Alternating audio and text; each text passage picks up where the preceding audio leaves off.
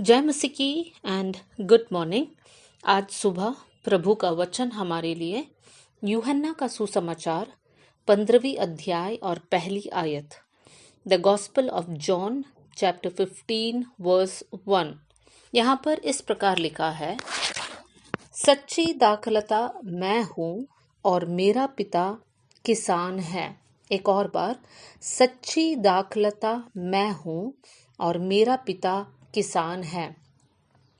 आज हम लोग यीशु मसीह के 7 मैं हूँ स्टेटमेंट्स में से 7वीं बात को हम लोग सीख रहे हैं। पिछले 6 दिनों में हम लोगों ने 6 बातों को सीखा और आज 7वीं बात है कि सच्ची दाखलता मैं हूँ और मेरा पिता किसान है। मेरे प्रियो, हम जानते हैं किसान है जो दाखलता को जमीन में लगाता है।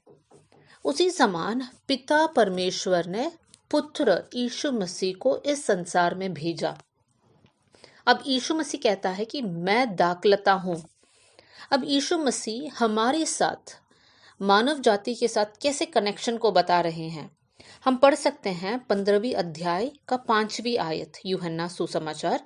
यहाँ पे इस प्रकार लिखा है, मैं दाखलता हूं, तुम डालियां हो। जो मुझ में बना रहता है और मैं उसमें, वो बहुत फल फलता है, क्योंकि मुझसे अलग होकर तुम कुछ भी नहीं कर सकते हैं। यीशु मसीह यहाँ पर कहता है, मैं दाखलता हूं, तुम डालियां है। कौन है डालियां? हम सब जो यीशु मसीह पर विश्वास करते हैं, हम लोग सब लोग डालियां है। और हम जानते हैं कि कोई भी पेड़ को देखो, हर डाली पेड़ के साथ जुड़ा हुआ रहता है।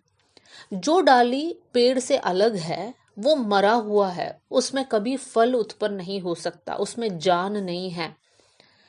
इसलिए यहाँ पर लिखा है, जो मुझ में बना रहता है और मैं उसमें, वो बहुत फल फलता है।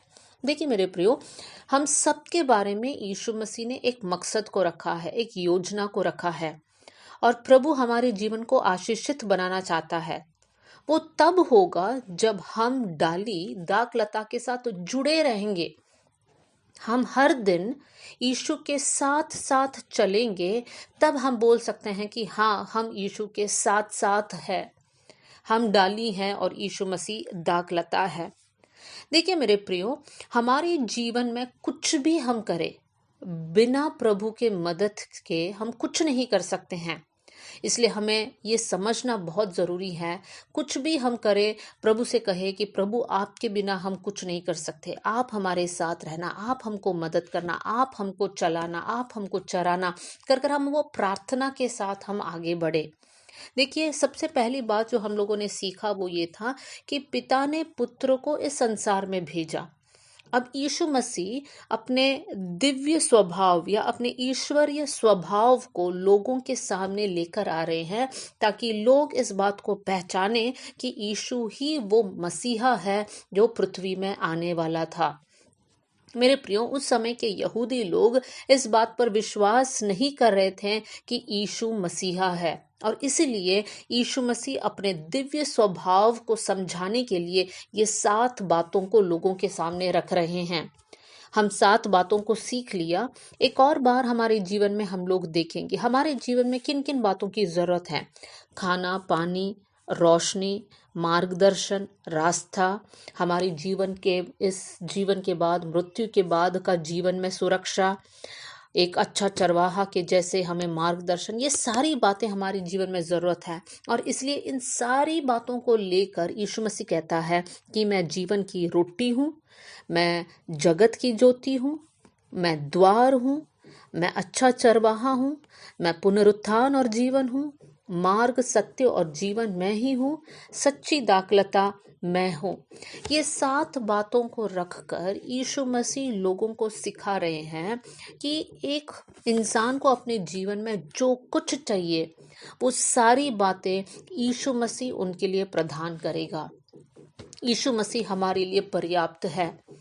तो इसलिए मेरे प्रिय भाई बहनों, हमारे जीवन में हम लोग चेक करेंगे, हम आज क्या यीशु के साथ साथ चल रहे हैं या आज हम यीशु को छोड़कर संसार के पीछे चल रहे हैं। हो सकता है नाम के लिए हम लोग मसीही लोग हैं, लेकिन वास्तव में हम लोग संसार के पीछे चल रहे हैं। अगर ऐसा है तो आज हमारा जीवन को हम बदलें, प्रभु के साथ साथ चलने वाले हम बन जाए।